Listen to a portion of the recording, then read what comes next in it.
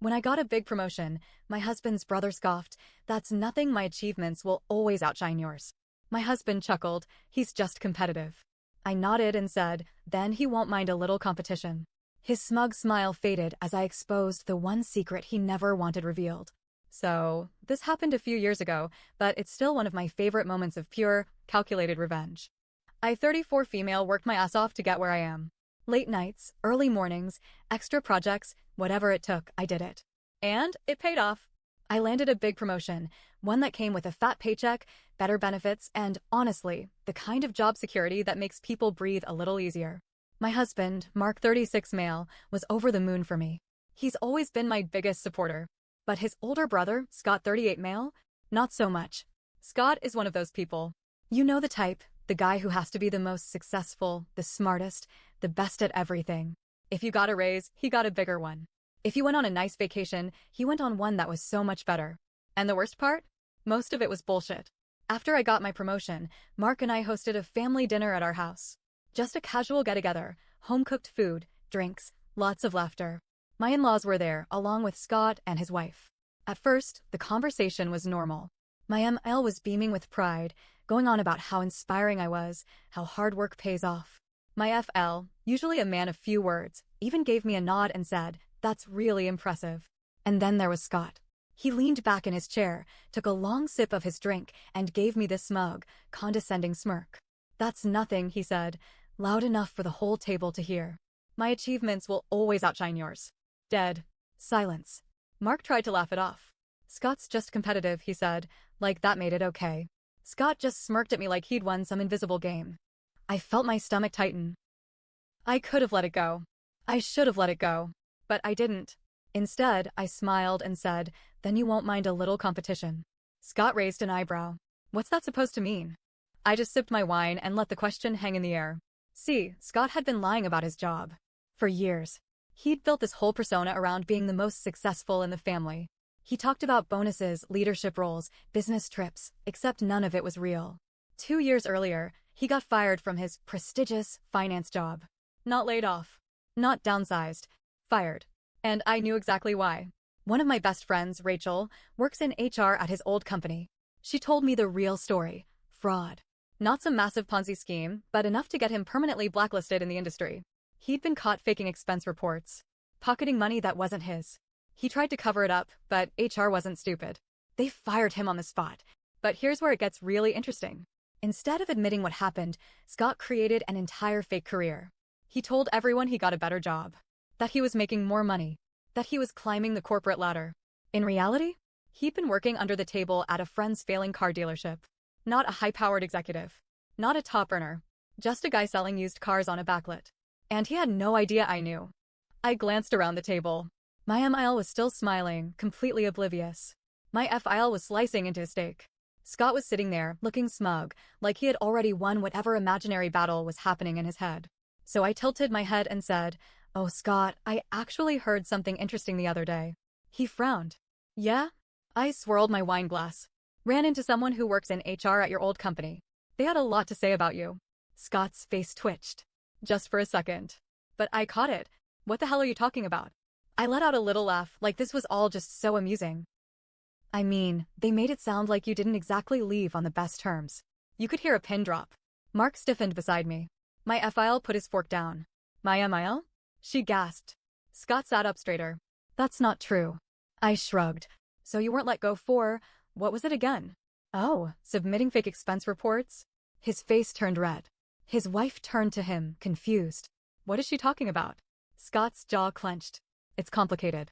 I nodded, pretending to be thoughtful. Right. Complicated. Like, lying about your whole career?" Scott pushed his chair back, standing up. "This is bullshit." "But my FIL?" He wasn't letting this go. "Scott," he said, voice dangerously calm. "Sit down." Scott hesitated, then sat. "Tell me exactly what happened," my FIL said. Scott swallowed. I left that job because they didn't appreciate me." "It wasn't, they fired you," I interrupted. "And then you lied about it." "For years." Scott's wife was staring at him like he was a stranger. "Scott, is this true?" He didn't answer. "And my FIL?" He was looking at Scott like he had never seen him before. I could feel it happening. The entire Scott illusion was crumbling. And I wasn't done yet. Not even close. Scott looked like he was about to be sick. His face had gone pale, his jaw tight. His wife kept staring at him, waiting for him to say something that would make it all go away. But there was nothing he could say. The table was dead silent. Even my MIL, who usually defended Scott no matter what, was sitting there with her lips pressed together, like she was processing every lie he had ever told. Mark shifted beside me, his knee lightly bumping mine under the table. He wasn't stopping me. He knew Scott had this coming. Scott cleared his throat. Look, things at that company weren't what they seemed. I didn't do anything wrong, okay? They had it out for me. They twisted things. I raised an eyebrow. Oh, so they just made up the fraudulent expense reports? Scott's mouth opened, then closed. I smiled. Because, from what I heard, they have all the paperwork. All the proof. His wife, still looking like she'd been slapped, whispered, "Is it true?" Scott slammed his hand on the table. "Can we not do this here?" His voice was shaking. But I wasn't done. Because I knew something else. Scott had been cheating. Not just once. For years. Rachel, my friend in HR, had told me everything. After Scott was fired, she kept in touch with some of his former coworkers.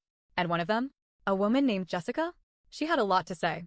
Scott had been sleeping with her. It wasn't just a one-time mistake, it was a full-blown affair. Expensive hotels, secret weekend getaways, gifts. And guess what? Those fraudulent expense reports? Yeah, he used company money to pay for her. The second I found out, I stored it in the back of my mind. I didn't tell anyone. Not even Mark. Because I knew that someday, Scott would push me too far. And now here we were. Scott was already sinking. Already drowning in his own lies. And I was about to throw him an anchor. I leaned forward, my elbows on the table. "Scott, does the name Jessica ring a bell?" His whole body stiffened. His wife snapped her head toward him. "Who's Jessica?" Scott turned to me, eyes wide. "I swear to God, because I heard she was very special to you," I said. "And very expensive." His wife's face fell. "Scott, what is she talking about?" Scott stood up so fast his chair scraped against the floor. "I'm not doing this." My FIL's voice cut through the room. "Sit down." Scott hesitated. Then, slowly, he sat back down. I could see his hands shaking. His wife was staring at him like she didn't even recognize him. "Who is Jessica?" she asked again, voice barely above a whisper. Scott didn't answer. Which, honestly, said everything. My MIL, still silent, suddenly looked at me. "How do you know this?" I took a slow sip of my wine, then placed the glass back down. "I have friends in a lot of places." Scott let out a bitter laugh. "Oh, so now you're some kind of detective?" I shrugged. "No need to investigate when people hand you the information. You've made a lot of enemies, Scott." His wife, still looking shell-shocked, suddenly grabbed her phone. "What are you doing?" Scott asked quickly. "I'm looking up your bank statements." Scott's face drained of color. I nearly laughed. His wife scrolled for a few seconds before her whole body went rigid. Then she slowly lifted her head, eyes shining with unshed tears. "Hotel charges. Jewelry stores. Plane tickets." Her voice cracked. "Scott, what the hell is this?" Scott clenched his fists. "I can explain." I tilted my head. "You can?" "Because this seems pretty self-explanatory." His wife shot out of her seat. "We're leaving." Scott jumped up too. Wait, just let me talk to you alone." "No." Her voice was sharp, final. "I don't want to hear anything you have to say." She turned and stormed out of the house. Scott hesitated, looking around like he was searching for someone to save him. But no one was. My FIL just stared at him, jaw tight. "My MIL?" She had her hands pressed to her mouth, eyes wet. Mark leaned back in his chair, watching it all unfold like it was a movie. And me? I just smiled. Because Scott was finally, getting what he deserved. But this wasn't over yet. Because Scott still had one more secret. And I was about to rip it wide open. Scott looked like a man trapped in a collapsing building. His wife had stormed out. My FIL was staring at him like he was something stuck to the bottom of his shoe. My MIL was still in shock, whispering, "Oh my God," under her breath. And me? I was just getting started. Because Scott had one more secret. And this one? This was the one that would destroy him. Scott had always bragged about his investments. He claimed he was some financial genius, always making the right moves. He even had my in-laws convinced that he was sitting on a huge stock portfolio. But the truth? Scott was broke. Completely. Not just broke, but drowning in debt. And worst of all, he'd been borrowing money from my FL for years, pretending it was for business opportunities. It wasn't. It was going straight into covering his gambling addiction. Yeah, that's right. Gambling. I had proof. Because, once again, my friend Rachel had come through. Turns out, Scott wasn't just bad with money, he was reckless. After getting fired, he had started frequenting high-stakes poker rooms, betting on sports, even dipping into shady online gambling sites. And the best part? Some of those losses? He had borrowed from loan sharks. Not just the high-interest payday loan kind of guys. I'm talking about real loan sharks. The kind that break kneecaps. And he was in deep. I had found all this out 2 months ago, but I had kept my mouth shut. Until now. Scott had been sitting at the table, head in his hands, looking absolutely wrecked. I sighed dramatically. Scott, I just don't get it. He slowly lifted his head. What now? You keep saying you're successful. That you're the smartest guy in the room. That your achievements outshine mine. I leaned forward, resting my chin on my hand. So, why are you in debt up to your eyeballs? His whole body stiffened. Mayaphile's head snapped toward me. Mark, who had been watching silently this whole time, suddenly straightened in his chair. Maya? She actually gasped. Scott tried to play it off. I don't know what the hell you're talking about. I smiled. Oh, you don't. I pulled my phone out, tapped the screen a few times, and then slid it across the table. Because according to this, you owe $175,000 to some very, very angry people. Scott's eyes bulged. My FL grabbed the phone and squinted at the screen. What the hell is this? I sat back and crossed my arms. Bank statements. Loan records. Debt collection notices. All tied to Scott. Scott lunged for the phone, but my FL yanked it away. His face was turning red. You borrowed money from me, my FL growled. Thousands. You told me it was for investments. Scott's face twitched. My FL slammed the phone onto the table. You lied to me. My ML, voice shaking, whispered, Scott, tell me it's not true. Scott said nothing, which was answer enough. Then, it got worse. Because at that exact moment, Scott's phone started ringing. Loud, sharp, and on the screen, a contact name popped up. Unknown caller. Scott grabbed the phone and immediately silenced it. Too late. Mark saw it. I saw it. My FIL? He saw it too. You gonna answer that? I asked, tilting my head. Scott shot me a death glare. Shut up. But Mark suddenly grinned. Oh! Let me guess. Is that your new best friend? The one you owe all that money to? Scott's hands curled into fists. And then? The phone rang again. Unknown caller. My FIL's eyes flicked to Scott. Who is that? Scott's face was completely blank. He just sat there, frozen.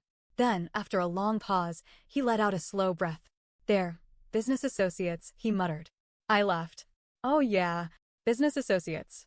The kind that send threats and wait outside your house. My FIL's face darkened. Mark leaned in. Scott, are you telling me that these people are? Scott stood up so fast his chair tipped over. I said shut up. And that was it. That was the breaking point. Because my FL, the man who had funded Scott for years, the man who had believed every fake story, the man who had trusted his son, he didn't say a word. He just stood up. Slowly. And he looked furious. Get out! Scott's mouth opened, but my FL cut him off. Now. Scott hesitated for just a second. Then he grabbed his phone, shoved it into his pocket and ran. Straight out the door. No goodbyes. No excuses. Just gone. And the moment he left, my FL sank into his chair, rubbing his face with both hands. Then he let out a long, slow breath. And when he finally spoke, his voice was dead calm. That boy is about to learn what it means to hit rock bottom. And judging by the look in his eyes, he meant every single word. Scott ran. Out of the house, down the driveway, and straight into his car. He peeled out so fast that the tires screeched against the pavement. Nobody moved. My FL sat back in his chair, face like stone. My ML had her hands covering her mouth, shaking her head over and over like she was trying to wake up from a nightmare. Mark let out a slow breath beside me. His wife, ex-wife, at this point, had left minutes earlier, her face blank, her fingers trembling as she scrolled through their bank statements. I thought that was it. I thought that was the end. I was wrong. Scott stayed missing for 2 days. No calls. No texts. His wife wasn't answering either, probably trying to figure out how much of her life had been a lie. Then, on the 3rd day, I got a call. It wasn't Scott. It wasn't his wife. It was Rachel. And she sounded panicked. You need to hear this, she said. Scott just got arrested. My stomach dropped. For what? Fraud. Theft. And, she hesitated. Possible connections to organized crime. I blinked. What? Rachel sighed heavily. I don't know all the details yet, but apparently, one of the loan sharks he owed money to decided he was done waiting. Scott must have panicked, because he tried to pull off another scam, this time using a fake check. I sat down slowly. And? And he got caught. Right there in the bank. They arrested him on the spot. Mark and I drove down to the station later that day. Not to help Scott, God, no. But because my FL wanted answers. We arrived just as my in-laws did. My ML looked like she'd been crying for days. My FL looked tired, like a man who had finally accepted the truth about his son. Inside, we saw him. Scott was in a holding cell, looking wrecked. His expensive suit was wrinkled. His eyes were bloodshot. His hair was a mess. And when he saw us, he laughed. A broken, bitter sound. Well, he said, leaning against the bars. Guess you win, huh? I folded my arms. You did this to yourself, Scott. Scott smirked. Did I? Or did you just love seeing me fail? His words stung, but I kept my face blank. Mark stepped up beside me. His voice was cold when he spoke. You stole from people, Scott. You lied to everyone. And now you're blaming her. Scott's jaw tightened. It wasn't supposed to go this way. My FIL let out a long breath. Scott, what the hell were you thinking? Scott dragged a hand down his face. For a second, he almost looked like the kid brother Mark used to know.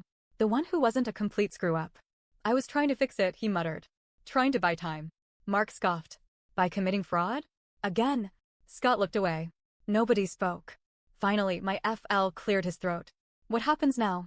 A nearby officer, who had clearly been listening, answered. He's looking at serious charges, she said. There's a strong chance he won't be getting out anytime soon. Scott exhaled sharply. Great. His voice was flat, but something about the way he said it made my stomach twist. Like he had already given up. My ML took a shaky step forward. Her voice broke when she asked, What do you want us to do, Scott? Scott let out another bitter laugh.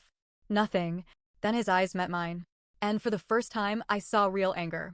You must be so proud, he muttered. I felt my throat tighten. Scott, he leaned in. You wanted me gone? Well, congratulations. You got your wish. Mark grabbed my hand. We're done here. We turned to leave, but just before we reached the door, I heard Scott whisper, I hope it was worth it. I didn't turn back, because I already knew the answer. Scott went to trial a few months later. He got 6 years in prison. His wife divorced him officially.